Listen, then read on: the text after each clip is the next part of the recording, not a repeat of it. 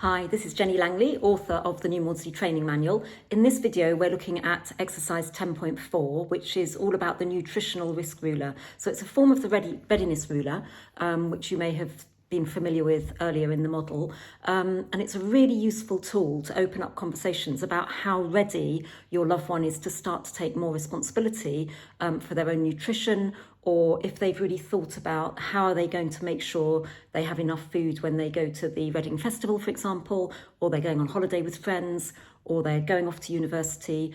Anything like that can be really useful to open up that sort of conversation. You can ask your loved one how confident they are, and then you can give your feedback in terms of what you're noticing for them at the moment. So it's a really powerful tool. It's also very useful when you're feeling that medical risk is very high, in terms of being able to have a very unemotional conversation about the need for you sometimes to step back in and take over if you can see that the eating disorder voice has really flared up and that your son or daughter needs a bit more support. And so you're going to step in and either take them to the GP or the eating disorder unit or the emergency dash to the A&E department, so whichever that might be. So there's going to be a separate video on the medical risk side as well. Okay, so let's have a quick look at the ruler. So here we have ability to ensure nutritional safety and maintain full nutritional health. So you'd ask your loved one, on a scale of 0 to 10, how confident are you that you're going to be able to look after your nutritional health, and then whatever the upcoming event might be. Okay, so imagine your loved one says 10. I feel fine, Mum, you worry too much. Then you might say, okay, well, that's great that you feel so confident. And just be curious about that. So what leads you to be able to give yourself a score of 10 at the moment? So, and your loved one might give you 20 good reasons that they've come so far. And actually, maybe you haven't noticed some of these steps. So it's a good way to boost their confidence and them to be able to verbalize how far they've come. You might say, what strengths have you drawn on to get you this far?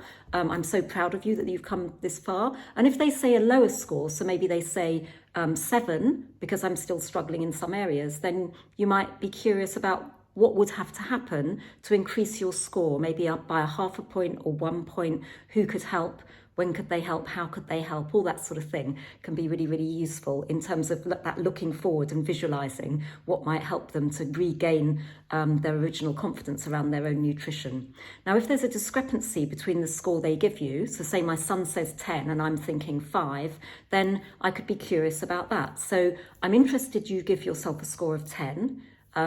Obviously be curious about that, listen to their response, and then ask permission. Do you mind if I tell you what score I would be able to give you at the moment in terms of what I'm observing? And then maybe it would be, I can only give you a 4 at the moment, or I can only give you a 6 at the moment. And then really importantly, list things that they are doing well, but then the things that you've noticed that might make you a little bit concerned or ring alarm bells. So maybe they're upping the exercise, or maybe a few of the snacks are going by the wayside, or anything like that you're seeing that you think could be a slippery slope back into a relapse.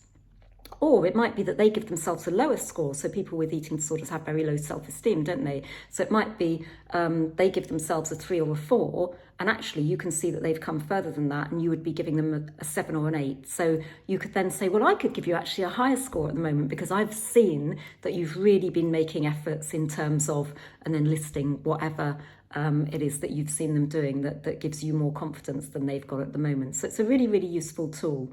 So we're going to look at several examples. So let's just first let's look at an imaginary role play when your loved one is very confident. So you ask the question on a scale of 0 to 10, and your loved one says 10, I'm fine. And then you might say, that's interesting. I can see you're struggling with your meal plan at the moment, and you found the supermarket shop this week extremely difficult. Help me understand your rating of 10. Help me understand a bit more about that. So being curious, not furious. And it's always good to say, maybe I'm missing something. So giving them an opportunity to explain to you what's going on for them. So in this example here, the patient is saying, well, actually, you're right, Mum. This week's been really tricky, with exam pressure and everything else that's been going on with COVID.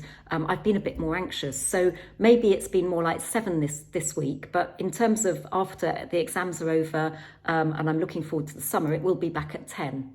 Okay, so then the carer could reflect. So it's a really good way to have these conversations. Okay, so when you're anxious, this does have an impact on your ability to look after your nutritional health. Thank you for telling me that. And of course, then acknowledging part of recovery is being able to recognise and plan for difficult times ahead. So we call that contingency planning.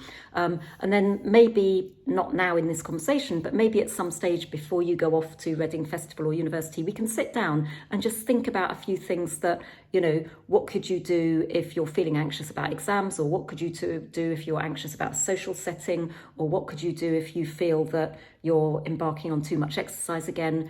And again, just having those safety nets and strategies in place is always going to be a really, really good idea. So it's a really non-confrontational way of having these conversations around nutrition. Now let's think about a different example where your loved one is absolutely not interested in having that conversation, and that in itself would ring alarm bells as well. So it might be you ask on a scale of 0 to 10, Jenny, how would you rate your current ability to look after your nutritional health? And Jenny says, I'm not interested in your ruler, F off, or something like that. And then you could just very calmly say, well, I'm asking you because I care, and I want to be able to do the most that I can to help you. I don't want you to suffer alone. So just real messages of support, unconditional love. I want us to be able to trust each other. I want us to be open and honest with each other. I would so much like your life to be just more than about food. And in this instance, you might want to roll with resistance. So not pursue the conversation, because it's so easy then, isn't it, to get entrapped in an argument with the eating disorder voice. But say, we can come back to this later. I'm just going to take the dog for a walk. Do you want to come with me, or something like that? So it's a really, really good way to open up a conversation. You can then go into some solution-focused questioning. What specifically would you like to be different? What specifically would be helpful? Who could help you with that? How could they help you with that? And all that sort of thing. And we've got a lovely quote from a sufferer who's now in recovery, who says sometimes she would turn around to her parents and say, leave me alone, you don't understand, go away, I'm fine. And then when she got better, she said, carers must never feel that their support falls on deaf ears. The knowledge may not be used until the sufferer is ready to accept recovery, but a seed has been sown for the future. Personally, I heard every word. I just wasn't ready to use it at the time. The time wasn't right. Please don't give up on us. So that's a really, really important message. The other thing is, obviously, any conversations around food, weight and shape, nutritional risk are often fraught with difficulty. They're very sensitive subjects. They can invoke really intense emotional reactions. And so being able to take that step back as the carer, just say, well, I'm here for you. I've got your back. I believe you can do it. We can work through this together. Are really, really powerful messages. Thank you.